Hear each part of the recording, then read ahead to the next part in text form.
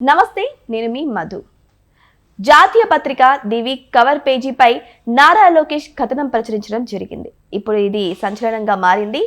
అయితే the chief job క్రియేటర్గా ఆయనను ప్రస్తావించడం జరిగింది. అయితే ఇంతటి ప్రాముఖ్యతను సంపాదించుకున్న నారా లోకేష్ గారి గురించి ఈ విధంగా ప్రస్తావించడం నిజంగా గర్వించదగ్గ విషయం అని చాలా మంది అంటున్నారు. అంతేకాదు ఎన్నో ప్రాబ్లమ్స్ ఎదుర్కొంటూ వైసీపీ వారు చేసినటువంటి కొన్ని మాటల తూటాలను కూడా ఎదుర్కొంటూ నారా లోకేష్ గారు తనను తాను మార్చుకుంటూ ఈ రేంజ్కి ఎదగడం జరిగింది. మరి అసలు ఆ కథనాన్ని ఏమని ప్రచురించారు, నారా లోకేష్ గారి గురించి కవర్ పేజీపై వేయడానికి గల కారణం ఏంటి అనే విషయాల గురించి రోజు మనం తెలుసుకుందాం. ప్రస్తుతం మనతో పాటు ఉన్నారు senior journalist doctor Durga Vadlamani గారు. వారిని అడిగి మరిన్ని విషయాలను తెలుసుకుందాం. నమస్కారం మేడం. నమస్తే అండి మేడం, ఒక జాతీయ మీడియా ది వీక్ అనే జాతీయ మీడియాలో లోకేష్ గారి గురించి కవర్ పేజీలో వేశారు. అసలు ఏమని వేశారు మేడం? అందులో ఏముంది? ఇప్పుడు ఇది మలయాళ మనోరమ అని కేరళలో వస్తుంది పత్రిక అన్నమాట, న్యూస్ పేపర్. వాళ్ళకి సంబంధించిన వారపత్రిక ది వీక్ అని. ఇందులో వాళ్ళు కవర్ పేజీ మీద మన లోకేష్ ఫోటోని ముద్రించి వాళ్ళు అక్కడ కిందన ఏమి ఇచ్చారంటే చీఫ్ జాబ్ క్రియేటర్గా ఇచ్చారు. మామూలుగా చీఫ్ ఎడిటర్స్ మనం ఇలాంటివి వింటాము. మొట్టమొదటిసారి మేబీ నాకు తెలిసి ఏ రాజకీయ నాయకుడికి ఇట్లాంటి ఒక బిరుదు వచ్చి ఉండదు. ఎందుకంటే అది తనే చెప్పారు చాలాసార్లు, నేను ఒక మంత్రిగా కాదు, యువతకి ఉపాధి కల్పించటం, చీఫ్ జాబ్ క్రియేటర్గా ఉండడమే నాకు ఆనందం అని చెప్పారు ఆయన. ఇంకొక ముఖ్యమైన విషయం ఏంటంటే, మీరు ఇందాక అన్నట్టుగా అసలు 5 ఏళ్ళు ఆయన ఆడుకున్నట్టు ఎవరిని ఆడుకోవాలా. ఇప్పుడు బాడీ షేమింగ్ చేయటం అనేది చాలా తప్పు, చాలా తప్పు. ఎవరైనా సరే, చిన్నపిల్లల దగ్గర నుంచి పెద్దవాళ్ళ వరకు. కానీ చంద్రబాబు నాయుడు కొడుకు అయినందుకు ఆయన్ని చాలా విపరీతంగా మాట్లాడారు. ఇంకా ఘోరంగా ఏంటంటే, ఒక నిండు శాసనసభలో భువనేశ్వరి గారిని ఎంత నీచంగా మాట్లాడి, అంటే ఇండైరెక్ట్గా లోకేష్ని కూడా టార్గెట్ చేసినట్టు అక్కడ. అది ఎంత బాధాకరం. ఒక కొడుకు ఆయన అంటారు ఎప్పుడు, నేను అది మర్చిపోనని. ఏ కొడుకు మర్చిపోడు. అటువంటి వ్యక్తి ఇవాళ కరెక్ట్గా 18 నెలలు అయిందంతే ఈ ప్రభుత్వం వచ్చి. ఆయన ఒక మంత్రిగా బాధ్యతలు చేపట్టి 2 శాఖలకి మంత్రి. ఆయన 2 ముఖ్యమైనవే. విద్యాశాఖ పిల్లలకి జ్ఞానాన్ని అందించేది, రెండోది ఐటీ శాఖ పిల్లలకు ఉద్యోగ కల్పన చేసేది. అంటే విద్య, ఉద్యోగం 2 కూడా ఆయన చేతుల్లో ఉన్నాయి.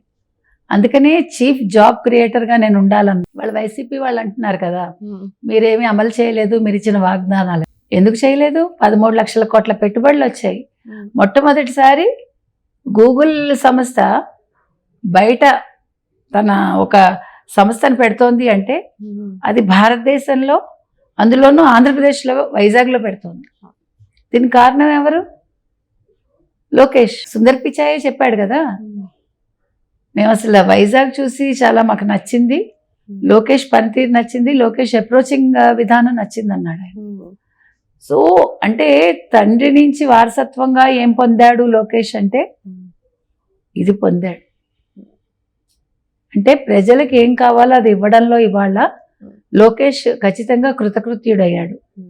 అంటే స్పీడ్ ఆఫ్ బిజినెస్ అనేది తన టార్గెట్గా పెట్టుకున్నాడు. ఈజ్ ఆఫ్ బిజినెస్ అయిపోయింది, స్పీడ్ ఆఫ్ బిజినెస్. మీకు ఏం కావాలి ఇలా చెప్పండి, చిటికేసే లోపు నేను ఇస్తానంటున్నాడు. 99 పైసలకి ఎకరా కాదు, 99 పైసలకి మీకు ఎంత భూమి కావాలో ఇస్తానంటున్నాడు. ఎవడేమంటాడో చూస్తాను నేను. నాకు కావాల్సింది మా యువతకు ఉద్యోగాలు, ఇక్కడికి పెట్టుబడులు రావడాలు, సంస్థలు రావడాలు అంటున్నాడు. అది నిర్ణయం తీసుకోవటం అంటే ఇప్పుడు మీకు నేను 100 ఎకరాలు ఇస్తానండి, 100 రూపాయలు కూడా రాదు కదా.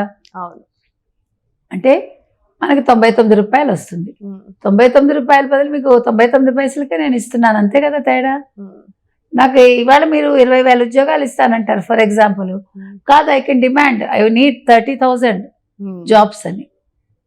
I can demand, I'm in a position to demand అనమాట. అంటే మీరు చెప్పిన దానికి నేను తలొగ్గక్కర్లా, నేను చెప్పిన దానికి కంపెనీలు తలొగ్గుతాయి. ఇవాళ మహా టెక్ దిగ్గజాలన్నీ కూడా ఇవాళ మన ముందుకు వస్తాయి. అది బిజినెస్ చేయటం అంటే. బిజినెస్ చేయటం అంటే నాకేమి ఇస్తారు మీరు, లేకపోతే నా జేబులో ఏం పెడతారు మీరు, నా బ్యాంకులో ఎంత అకౌంట్ ఉంచుతారు, ఇది కాదు. అవసరంలే. మీరు ఒక రాజకీయ నాయకుడిగా మనగలగాలి అంటే, మీరు జీవితకాలం ఒక మంచి పేరు సాధించాలంటే మీకోసం కాదు మీరు ఆలోచించుకోవాల్సింది, యువత కోసం ఆలోచించాలి. ఇవాళ ది వీక్ అనేది చాలా, అది లార్జెస్ట్ సర్క్యులేటెడ్ అది భారతదేశంలో. ఈవెన్ మలయాళ మనోరమ కూడా చాలా కొచ్చిలో ఉంటుంది అది. మీరు చూసారో లేదో, మొన్న కొచ్చిన్ వెళ్ళినప్పుడు నేను ట్రివాండ్రం కూడా వెళ్ళా, కొచ్చిన్ వెళ్ళా, ఆనందంగా చూశాను దాన్ని. ఎందుకంటే పత్రిక కదా, ఏ భాష అయితే ఏంటి మనకి, అది ఆనందంగా ఉంటుంది మనకి. అంటే విలువలతో కూడిన ఒక పత్రికలు ఉండాలి అంటే వీక్ లాంటివి ఉండాలి మనకి. సో వీక్ మ్యాగజైన్ లో ఒకటి వచ్చింది అంటే, అంటే ఒక కథనం వచ్చింది, ఒక కవర్ పేజ్ గా మీరు వచ్చారు అంటే చాలా ఆథెంటికేషన్ ఉన్నట్టు ఒకటి, రెండు మీకు అంత మంచి గుర్తింపు వచ్చిందని. ఆ రెండు అంటే వీక్ మిమ్మల్ని గుర్తించింది అంటే మీకు ఒక ఆస్కార్ వచ్చినట్టే నా దృష్టిలో. కాబట్టి ఇవాళ ఈజ్ ఆఫ్ డూయింగ్ కాదు, స్పీడ్ ఆఫ్ డూయింగ్ బిజినెస్, అది మెయిన్ అండి. సో ఇవాళ మనం అంటే లోకేష్ అనే వ్యక్తి ఇవాళ అంతర్జాతీయంగా గుర్తించబడ్డారు. ఇది సరిపోదు, దీన్ని చూసి ఆయన పొంగిపోక్కర్లేదు, ఆనందపడక్కర్లేదు. ఇప్పుడు అడుగులు ఆచితూచి వేయాలి. 5 ఏళ్ళు ఎట్లాగా తన్ని తాను మలుచుకున్నాడు ఆయన, అంటే ఇంతమంది నోళ్లు మూయించాడు కదా తన పనితోటి, తన వేగంతో, తన మేధతోటి. దీన్ని ఇలాగే కొనసాగించాలండి. ఇవాళ చంద్రబాబు నాయుడు కొడుకుగా ఆయన ఎంట్రీ ఇచ్చి, ఇవాళ లోకేష్ తండ్రి చంద్రబాబు నాయుడు అని చెప్పుకునే స్థితికి ఆయన తన తెలివితేటల్ని తను అట్లాగా అందరికీ కూడా చూపించగలిగారు. తర్వాత బిజినెస్ విషయంలో కూడా చాలా ముందుకి పరిగెడుతున్నాడు ఆయన.